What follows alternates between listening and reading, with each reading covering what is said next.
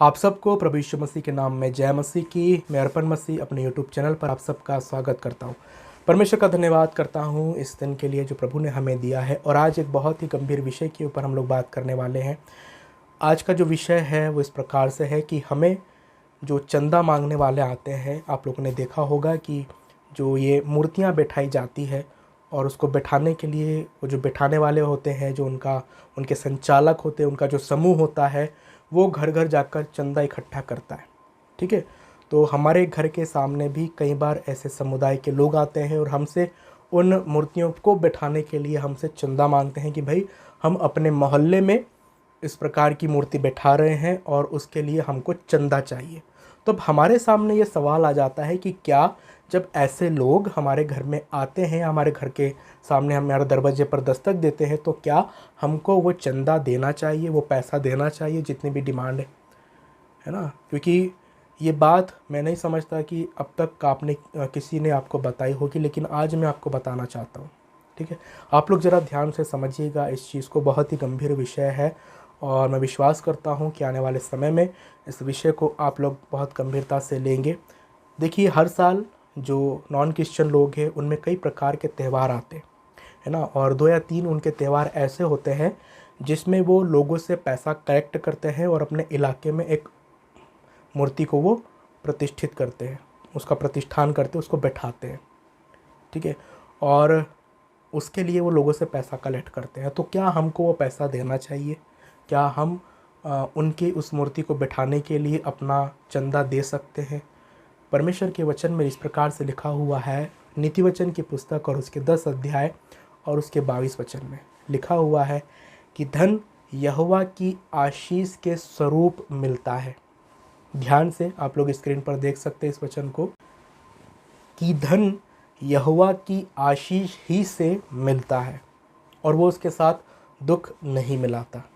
तो ये परमेश्वर का वचन है जो मैंने आप लोगों के सामने अभी रखा।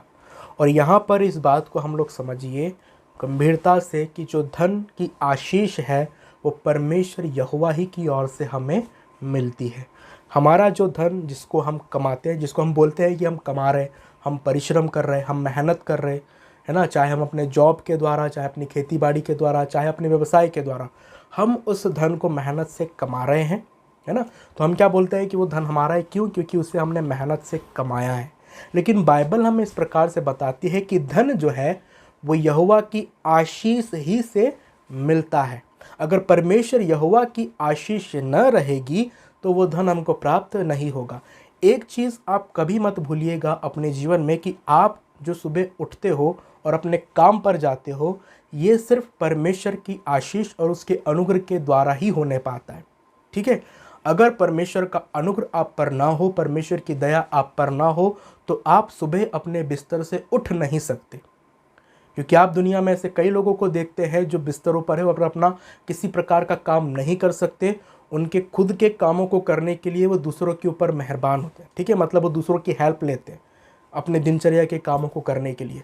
तो हमारा परमेश्वर हमें प्रतिदिन स्वस्थ रखता है, हमारे शरीर को तंदुरुस्त रखता है, हमें ताजगी देता है, हमें अच्छा स्वास्थ्य देता है, हमारे हाथ पैरों को चलने फिरने योग्य बनाता है। अर्थात एक तरीके से हम लोग देखें कि हमारा जो पूरा शरीर है वो परमेश्वर के अनुग्रह और आशीष ही से काम करने योग्य होता है।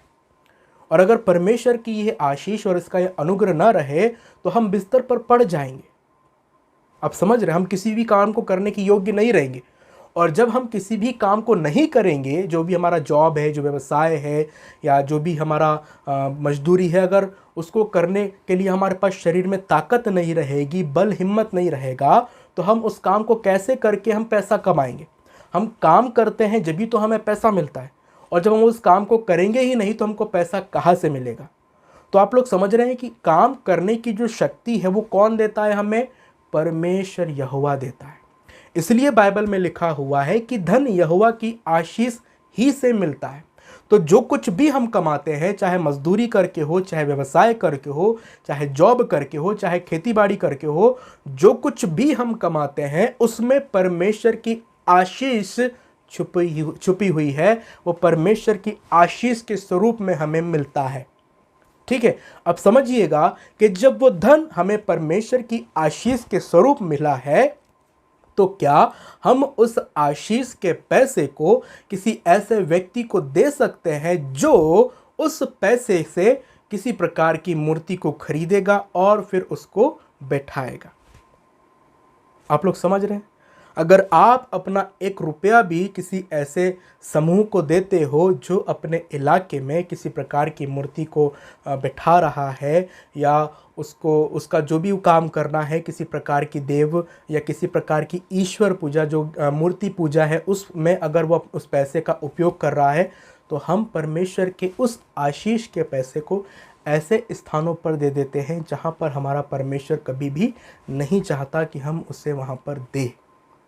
ठीक है, अगर आप उस पैसे को किसी अनाथ को दो, किसी विधवा को दो, किसी ऐसे व्यक्ति को दो जो बहुत ज़रूरतमंद है ना, जिसके पास खाने के लिए भोजन नहीं है, अगर आप उस पैसे को किसी ऐसे ज़रूरतमंद व्यक्ति को दोगे तो उसकी आशीष आपको मिलेगी। ठीक है, चाहे वो 10 रुपये हो, चाहे वो 100 रुपये हो, चाहे 1000 रुपये हो, या चाहे 1 रुपये हो। अगर आप किसी भूखे को उस पैसे से खाना खिलाते हैं तो उसकी आशीष परमेश्वर से मिलेगी। अगर उस पैसे से अगर आप किसी विधवा की सुधि लेते हैं या किसी बुज़ुर्ग की सुधि लेते हैं तो उसकी आशीष परमेश्वर की ओर से आपको मिलेगी, बजाय इसके कि आप उस पैसे को किसी मूर्ति पूजा के लिए दान दे दो। मैं कभी इस बात का समर्थन नहीं करूँगा भाइयों बहनों कि आप अपने पैसे को, जो भी धन है, जो परमेश्वर की आशीष के स्वरूप में आपको मिलता है, वो आप किसी मूर्ति पूजा के लिए दे दो। क्योंकि ऐसा करके जो आशीष परमेश्वर की ओर से आपको मिलती है, उस आशीष को आप खो दोगे। वो बरकत आपकी चली जाएगी।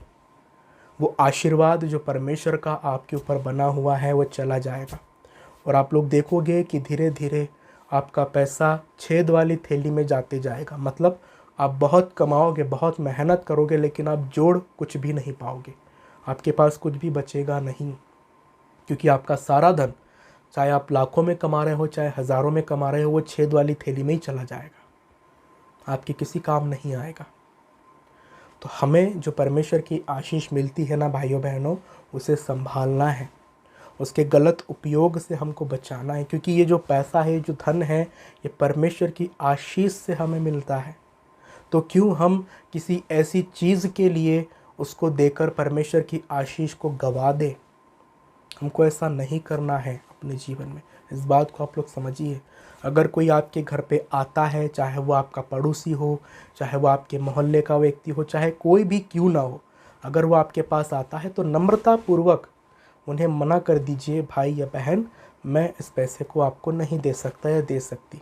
हाँ, अगर आप किसी भूखे को खाना खिलाते या किसी अनाथ आश्रम में इस दान को इकट्ठा करके चढ़ाते, या किसी वृद्धाश्रम में इस दान को इकट्ठा कर उन बुज़ुर्ग लोगों की सुधि लेते, तो हाँ, मैं अगर आप 100 मांगते तो मैं 1000 देता या देती। लेकिन आप जिस काम के लिए मांग रहे हो, उस काम के लिए मेरा जो परमेश्वर है वो अनुमति नहीं देता है कि मैं उसे आप लोगों को दूँ। आपको भले ही चाहे बुरा लगे, लेकिन मुझे माफ़ कीजिएगा कि मैं आपके इस काम के लिए अपने इस पैसे को नहीं दे सकता या दे सकती। आपको ये चीज़ नम्रतापूर्वक लोगों को समझाना है। हमारे घर पे भी कई बार ऐसे लोग आए, ठीक है, कई बार हमने थोड़ा विरोध का भी सामना किया, क्योंकि वो बहुत ही गलत तरीके से हमसे पैसे मांगते, लेकिन हम अपनी बात पर अड़िग रहे। ठीक है, हमें नहीं देना है तो नहीं देना है। सामने वाला हमसे बुरा मान जाए, हमसे बात करना बंद कर दे, या जो कुछ भी हमारे साथ करे, लेकिन जो धन परमेश्वर ने आशीष के रूप में हमको दिया है, हम उसे कभी भी ऐसे किसी व्यक्ति को नहीं देंगे जिसके द्वारा वो ऐसा काम करता है जिससे परमेश्वर प्रसन्न नहीं है। हम सभी इस बात को जानते हैं कि हमारा परमेश्वर मूर्ति पूजा का विरोध करता है, और ऐसी मूर्ति पूजक लोगों को अपना पैसा देकर हम समर्थन करते हैं कि उनके जो ईश्वर है, उनके जो देवी देवता है, वो अस्तित्व में है। लेकिन बाइबल हमें बताती है कि वो अस्तित्व में नहीं है। वो ना तो बोल सकते हैं, ना सुन सकते हैं, ना देख सकते हैं, है ना। सिर्फ हमारा परमेश्वर यहोवा ही बोल सकता, सुन सकता और देख भी सकता और अपने कामों को कर भी सकता है। ठीक है, लेकिन हम अपना धन देकर परमेश्वर की आशीष को गवा देते हैं। तो तो आज मैं आपको प्रोत्साहित करना चाहता हूँ भाइयों बहनों कि आपके पास अगर ऐसे कुछ लोग आते हैं तो उन्हें आप साफ साफ मना कर दीजिए कि भाई या बहन, मैं ये पैसा आपको नहीं दे सकता, मैं इसके बजाय किसी गरीब बच्चे को या किसी ज़रूरतमंद व्यक्ति को ये पैसा मैं दे दूँगा। ऐसा करके आप उन्हें मना कर सकते हैं। तो मेरा विश्वास है कि आज आप समझ गए होंगे कि आपको क्या करना है। फैसला आपका है। मैं आपको बताना चाहता हूँ, आप परमेश्वर को प्रसन्न करना चाहते हो या मनुष्यों को।